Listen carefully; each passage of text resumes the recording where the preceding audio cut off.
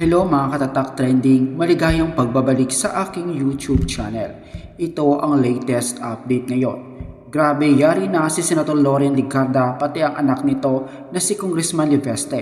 Dahil sila na umano ang susunod kina Jinggoy at Marcoleta, sibak sa pwesto at kulong ang hatol. Ayon sa nakalap nating impormasyon, kinumpirma na mismo ni Ombudsman Boying Rimulya ang paghain ng mabigat na kaso laban sa mag-ina, ang kasong plunder, graft at conflict of interest na may kinalaman sa halagang 10 billion solar energy projects. Kinwestiyon ni Rimulya kung paano nakakuha ng power franchise si Liveste sa edad na 21 at sinabing ginamit ni Ligarda noon bilang chairperson ng Senate Finance Committee ang kanyang posisyon para tulungan ang anak sa kanyang renewable business.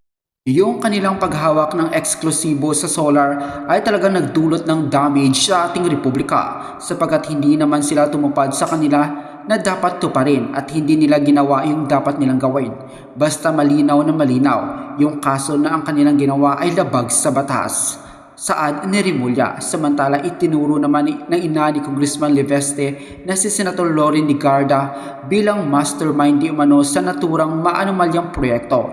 Dahil ayon kay Rimulya, hindi umano makakuha ng exclusive franchise ang anak kung hindi tinulungan ng ina na dating chairman ng Senate Committee on Finance kung saan naging palpak ang naturang proyekto at hindi napakinabangan ng mga Pilipino.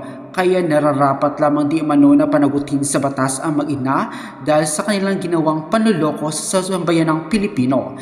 Ginamit di umano ng mag-ina ang kanilang posisyon para kamkamin ang proyektong solar energy na nagkakahalaga ng bilyong-bilyong peso.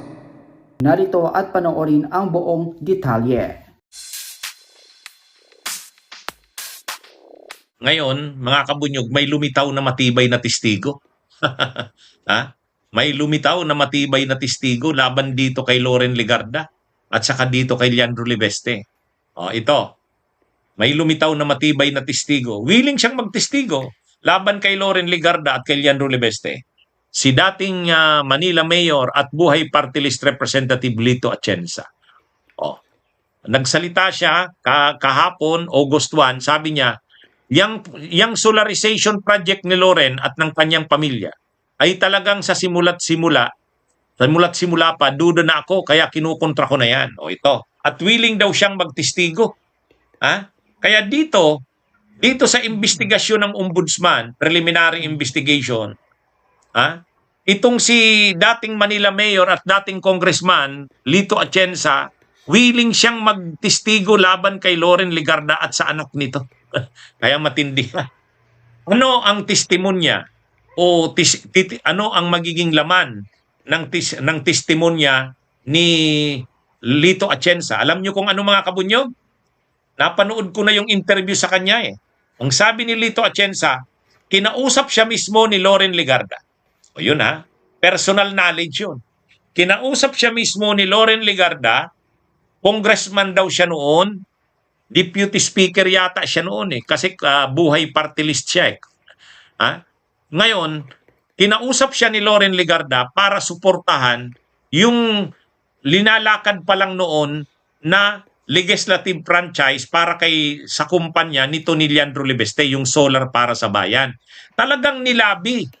So ang pinapatunayan dyan ni Lito Atienza, ginamit ni Loren Ligarda ang pagiging senadora niya. Kasi nung panahon na yon, senadora si Loren. At presidente noon si Duterte, taong 2019 yan. 2019. Ngayon, chairperson ng Senate Committee on Finance si Loren. Ibig sabihin, ang counterpart niyan sa Kamara, sa House of Representatives, Appropriations Committee, kaya makapangyarihan si Loren noon.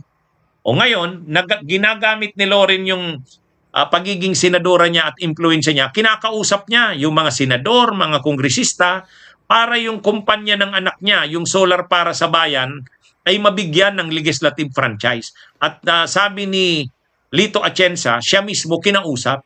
Ang nag-arrange ng meeting nila ni Loren Ligarda ay si dating Antique Governor Saldivar Perez ba yun? Kaibigan niya yon at kaibigan din ni Loren kasi taga-Antique yan si Loren yung si Sally Saldivar Perez, ano yun? Liberal Party. O kaya kaibigan din yan ni Lito Atienza, kaya inarrange na mag-meet si Atienza at saka si Loren. Kausap niya daw mismo si Loren at sinabihan siya ni Loren na tulungan naman ang kanyang anak. At na may ano pa, nag-insinuate pa na may matatanggap siyang pera kapalit ng kung susuportahan niya. Kaya lang, umalis daw siya kasi ayaw niya, pero pinakiusapan daw siya ni Sally, ni dating Antique Governor Sally Perez na wag naman. Kaya bumalik siya. At saka, talaga daw ginamit ni Loren yung kanyang connections. Sa totoo lang, tumawag daw sa kanya si Gloria Macapagal Arroyo. Mismong si Gloria Arroyo tumawag sa kanya. Sabi ni Atienza, bakit tumawag sa kanya si Gloria Arroyo? Ay panahon ni Gloria, itong si Lito Atienza, sekretarya ng DENR. Kaya tao yan ni Gloria. Ngayon, ginamit pa ni Loren Legarda si Gloria Arroyo para kumbinsin siya si Lito Atienza.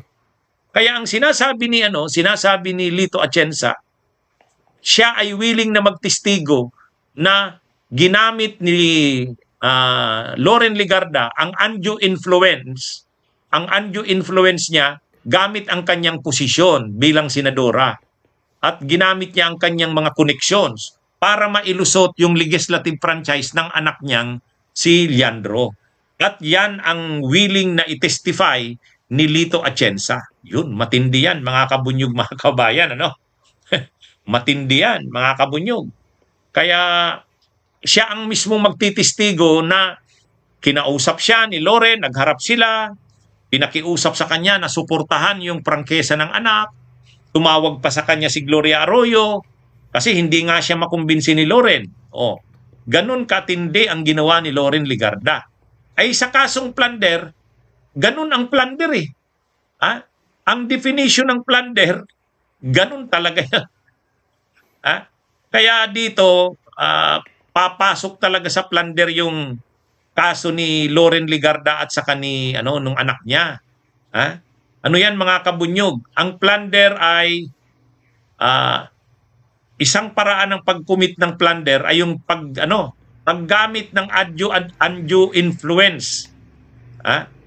Yung ito basahin natin to. Ayan by taking undue advantage of official position. Ito yung plunder na mahahagip si Loren. By taking undue advantage of official position, authority, relationship, connection, or influence. Ano yung kinikwento ni Lito Atienza? Na in-influence, na kinausap siya ni Loren Legarda. At hindi pa siya nakumbinsi ni Loren, tinawagan siya ni Gloria Arroyo. Ibig sabihin, pinakiusapan ni Loren si Gloria Arroyo na kausapin si Lito Atienza. Kasi si Lito Atienza ay secretary ni Gloria sa DENR noon. Kaya ito yung plunder. By taking undue advantage of official position, authority, relationship, connection, or influence. Yan ang ginawa ni Loren. Ginamit niya ang undue advantage ang kanyang posisyon, senadora. To unjustly enrich himself or themselves. So nagpayaman sila. Yumaman yung kanyang anak. At the expense into the damage and prejudice of the Filipino people and the Republic of the Philippines. Paano? Kinuha nila yung kontrata sa pag-supply ng kuryente ng solar, hindi naman nila ginawa. Dinadamage ang sambayan ng Pilipino at ang Republika ng Pilipinas. Kaya pasok sa plunder mga kabunyog, mga kababayan. At ang magiging testigo ay itong si Lito Atienza. Kaya matindi yan. Talaga ito? Magkakaroon na ngayon ng matibay na testigo ang ombudsman. Kaya wala nang lusot ito si Loren diyan sa kasi wala nang lusot. Kaya yan mga kabunyog. In-interview itong si Lito Atienza, willing daw siyang magtestigo. Ngayon, sabi niya, yumaman na sila. Yumaman na daw sila Loren Legarda at saka si Leandro Libeste. Panahon naman daw ngayon ng hustisya.